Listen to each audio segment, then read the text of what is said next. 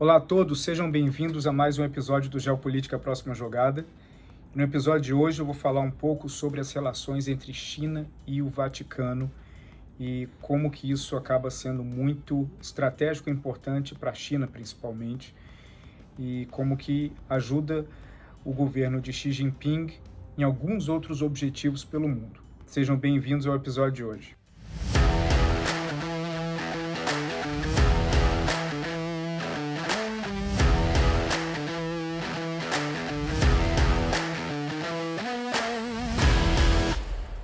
Bom, primeiramente, é bom botar alguns pontos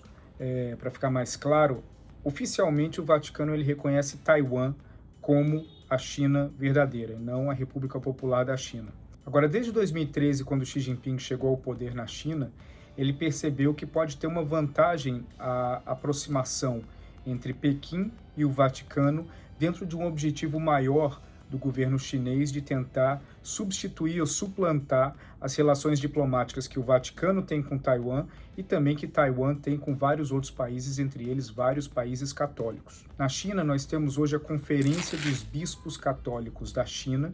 e também a Associação Católica Patriótica da China. Essas duas organizações, elas, dentro do contexto chinês, ela dá algum tipo de liberdade para os aproximadamente 12 milhões de católicos que vivem na China, para que eles possam exercer a religião sem perseguição. Apesar que existem vários organismos no mundo que acusam a China de ter e praticar perseguição religiosa contra vários grupos. Mas esses dois, que são os grupos principais, eles se encontram dentro da categoria de organizações que estão sendo controladas pela Frente Unida, United Front, que é uma parte do governo do Estado chinês, dentro do Partido Comunista Chinês, que é liderada pelo Li Keqiang, que é o premier do país, o número 2, e que a United Front ela tem o papel de organizar vários grupos que não estão diretamente ligados ou relacionados ao Partido Comunista Chinês, assim como várias operações e monitoramento desses grupos fora da China. Assim, em 2018, a China chegou num acordo com o Vaticano, num modelo muito parecido com o acordo que o Vaticano fez com o Vietnã, um outro país que também tem uma liderança comunista. No acordo entre o Vaticano e o Vietnã, eles deixaram acordados de que o Vaticano ele escolhe os bispos católicos que vão ser nomeados no Vietnã, mas que essa lista, antes de se tornar pública, ela é enviada ao governo do vietnamita, que faz uma triagem e decide se eles aprovam ou não esses nomes que estão sendo indicados pelo Vaticano. Então, dentro desse modelo, a China e o Vaticano eles fizeram um acordo similar em 2018, que é renovável a cada 2 anos. Ele foi renovado em 2020 e deve ser renovado agora por volta de outubro ou novembro de 2022 para mais 2 anos. E assim, isso acabou fortalecendo muito a aproximação entre China e o Vaticano, e que para a China isso traz uma vantagem muito clara. Desde o início das tensões entre Estados Unidos e China durante o governo Trump e posteriormente com o início da pandemia, a própria China ela reconheceu que a sua imagem no mundo ela ficou muito deteriorada. E desde então, mais precisamente no início do ano passado, o Xi Jinping ele designou que vários grupos dentro do Partido Comunista Chinês, incluindo a United Front, a Frente Unida, assim como a diplomacia chinesa, ela fizesse uma estratégia, ela desenvolvesse uma abordagem global para tentar melhorar a imagem da China no mundo. Isso acabou envolvendo vários aspectos, como a diplomacia da vacina, que inclusive tem um vídeo que eu gravei já há 1 ou 2 anos sobre esse assunto, e outras abordagens também por parte do governo chinês para tentar melhorar um pouco a imagem do país em relação à comunidade internacional. Uma dessas estratégias envolveu essa aproximação e o fortalecimento das relações com o Vaticano, enxergando que, como inúmeros países católicos no mundo estão ou sob a histórica influência europeia ou americana, e que, segundo Pequim, é a partir daí que nascem as argumentações que são mais negativas contra Pequim, eles entendem que uma aproximação com o Vaticano, que consequentemente poderia levar o Vaticano a reconhecer a República Popular da China, Pequim, como a China verdadeira e não a República da China, que é Taiwan, eles acreditam que isso poderia gerar um efeito dominó que beneficiaria as relações da China com países como Paraguai, Honduras, Guatemala, Santa Lúcia, Haiti, entre outros. Esses países citados são países que hoje eles reconhecem Taiwan dentro desse contexto diplomático. Apesar dessa aproximação diplomática entre os países, o Papa Francisco ele segue em diversas oportunidades acusando a China de violações de direitos humanos e de perseguição religiosa também. O Xi Jinping ele percebeu que é melhor, ao invés de brigar publicamente, responder publicamente cada vez que o Vaticano traz à tona uma acusação dessas, que ter uma postura e um relacionamento diplomático onde eles estabeleçam um canal de contato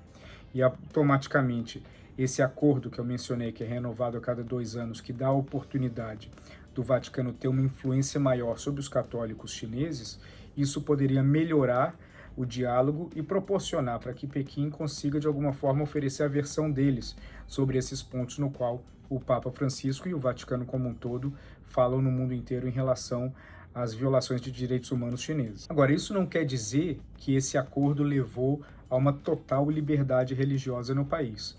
Para que o catolicismo ou qualquer outra religião praticada na China ela seja tolerada por parte do Partido Comunista Chinês, ele tem que passar por um processo de sinização,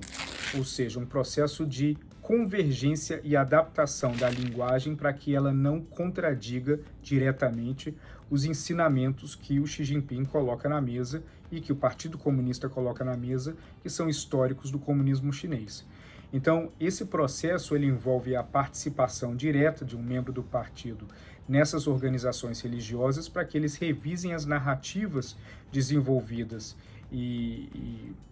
publicadas e publicizadas dentro do país por parte dos católicos chineses, para que ela não contradiga frontalmente os ensinamentos que o Xi Jinping quer que os cidadãos eles tenham cada vez mais conhecimento em relação ao comunismo. Esse ano, nós temos o Congresso do Partido Comunista Chinês, que acontece a cada 5 anos, e ou dentro do Congresso, ou algumas semanas antes, o acordo com o Vaticano deverá ser renovado. Essa renovação, ela não imediatamente melhora nada, mas ela mantém um bom fluxo de relacionamento entre os dois países, levando inclusive o Papa Francisco a dizer que, num futuro próximo, ele certamente fará uma visita à China, e nessa visita à China representaria o ponto máximo dessa relação entre os dois países. O Papa Francisco, por enquanto, ele fica dando um perdido ali em Pequim, vários convites já foram enviados, mas ele ainda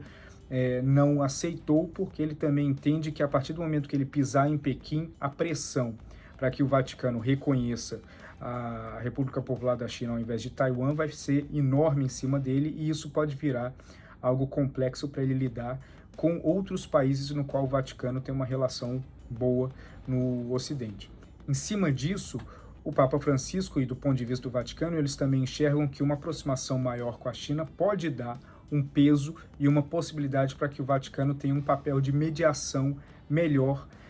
em relação a conflitos que podem vir a incluir a China num futuro próximo. Então, toda essa construção de aproximação entre China e Vaticano, ela é cuidadosamente tratada entre os dois países, porque os dois têm interesses muito claros. Obviamente, o Vaticano ele não quer deixar de ter algum tipo de influência e controle sobre as organizações católicas que existem no mundo, muito menos também das organizações que existem na China. Por outro lado, o governo chinês também ele entende que publicamente ficar batendo de frente com o Vaticano e com católicos pode ser uma estratégia equivocada dentro da ideia de melhorar a imagem do país globalmente. Se isso vai funcionar, eu pessoalmente não acredito que isso faria uma diferença muito grande, porque não é a relação com o Vaticano que iria automaticamente fazer com que a relação com vários outros países se tornassem melhor. Mas, dentro de um ponto de vista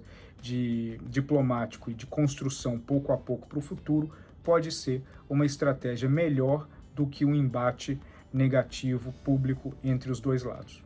Vamos ficando por aqui, gostaria de ver a opinião de vocês sobre esse assunto nos comentários. Um abraço a todos e boa semana.